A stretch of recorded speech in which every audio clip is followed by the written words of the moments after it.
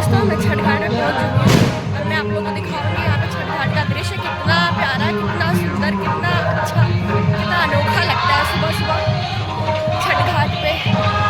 बने रहिए मेरे साथ, मैं दिखाती हूँ। ये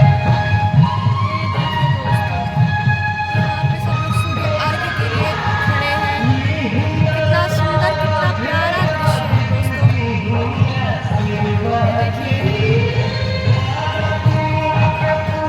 सब लोग सुबह सुबह सूर्य अर्घ्य के लिए खड़े हैं। आप देख सकते हैं कितना सुंदर, कितना प्यारा नजारा।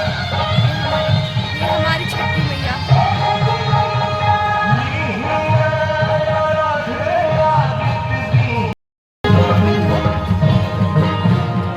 ये देखिए दोस्तों, यहाँ पे चाय भी मिलता है, यहाँ पे चाय वितरण होता है सुबह सुबह। मम्मी लोग अपना यहीं पे अपना छठ घाट पे व्रत तोड़ती है। हमारे वहाँ का परंपरा है कि यहाँ पे लोग छठ घाट पे ही अपना व्रत खोलते हैं। तो दोस्तों, ये मैं बताती हूँ कि छठ पूजा क्यों मनाया जाता है। तो त्रेता युग में जब प्रभु श्री राम माता सीता के साथ अयोध्या लौटे थे, तब रावण वध के पाप से मुक्त होने के लिए उन्होंने ऋषि मुनियों के आदेश पर राज्य सूर्य यज्ञ करने का निर्णय लिया और पूजा के लिए मुग्दल ऋषि को आमंत्रित किया। मुग्दल ऋषि ने माँ सीता पर गंगा जल छिड़ककर उन्हें पवित्र किया और कार्तिक माह के शुक्ल पक्ष के षष्ठम तिथि को सूर्य देव के उपासना करने का आदेश दिया। इसके बाद माता सीता ने मुग्दल ऋषि के आश्रम में रहकर 6 दिनों का उपासना किया और सप्तमी के दिन फिर से अनुष्ठान कर उनसे आशीर्वाद लिया। माता सीता ने सबसे पहला छठ पूजन मुंगेर तट के गंगा तट पर किया था, जिसके बाद छठ महापर्व की शुरुआत हुई थी। और दोस्तों, ये भी कहा जाता है कि द्वापर युग में सूर्य पुत्र कर्ण ने भी किया था, जो सूर्य की उपासना करके उन्होंने किया था। कहा जाता है कि भगवान सूर्य के परम भक्त थे कर्ण, और वो प्रतिदिन घंटों पानी में खड़े होकर सूर्यदेव को अर्घ्य देते थे। सूर्यदेव की कृपा से वो महान योद्धा बने और सूर्य अर्घ्य की आज भी छठ पर्व में अर्घ्य देने की परंपरा है। और दोस्तों, ये भी कहा जाता है कि जब पांडव सारा राजपाट जुए में हार गए, तब रानी द्रौपदी ने छठ व्रत रखा था और उनकी मनोकामना पूर्ण हुई और पांडवों को सारा राजपाट मिल गया था। सूर्यदेव और छठ माता का संबंध भाई बहन का है, इसलिए सूर्य की आराधना को फलदायी माना जाता है। और दोस्तों, एक भी कथा बहुत ही प्रचलित है, जो पौराणिक महत्व की एक कथा और भी है। जो प्रियव्रत नाम का एक राजा, जिसकी कोई संतान न थी, इसके लिए उन्होंने हर प्रयत्न कर लिया लेकिन कोई फल न मिला।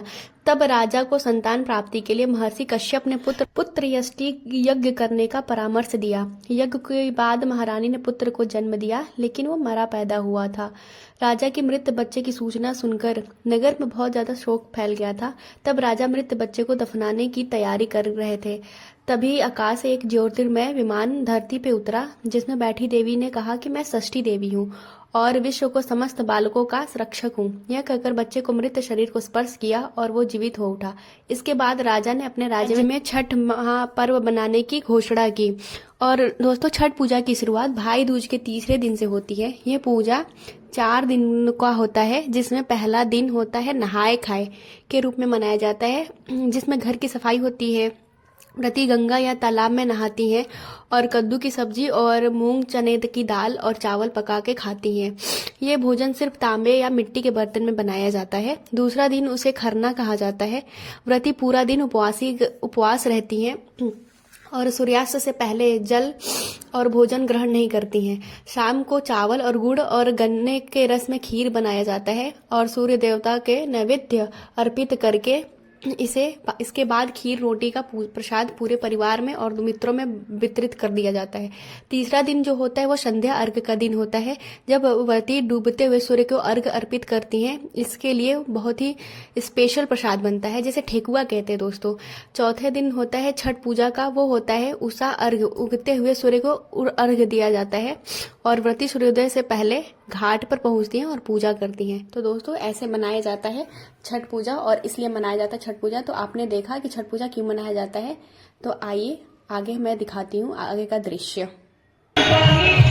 देखिए दोस्तों, सूर्य अर्घ्य के लिए ये लोग खड़े हैं और ये बाबा जी मतलब पंडित जी सूर्य अर्घ्य दिला रहे हैं। ये लोग अपना सूर्य अर्घ्य के बाद ये लोग अपना व्रत खोलेंगी।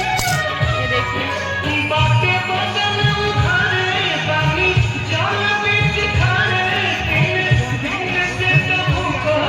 ऐसे सूर्य अर्घ्य दिया जाता है। और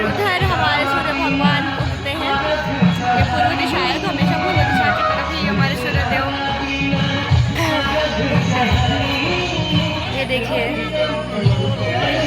दोस्तों, सूर्य अर्घ की चाय जो सबको मिलती है, हमारे वहाँ परंपरा है हमारे छठ घाट का। जिस चाय मिलती है सबको छठ घाट पे अपना व्रत तोड़ा जाता है। तो लीजिए थोड़ा सा आप लोग भी पी लीजिए मेरे साथ। दोस्तों हम लोग अपने घर आ चुके हैं छठ घाट से वापस, और हम लोगों ने अपने गांव के देवी देवताओं को भी पूजा करना बहुत ज़रूरी होता है, तो हम लोगों ने उनकी पूजा की और घर वापस आए हैं। और आप लोग ऐसे अपना प्यार बरसाते रहिए हमारे पे और अपना सपोर्ट दीजिए, आपकी सपोर्ट की बहुत ज़रूरत है मुझे। तब तक के लिए मिलते हैं आगे के ब्लॉग में, तब तक के लिए टाटा बाय बाय, फिर मिलेंगे आगे के ब्लॉग में।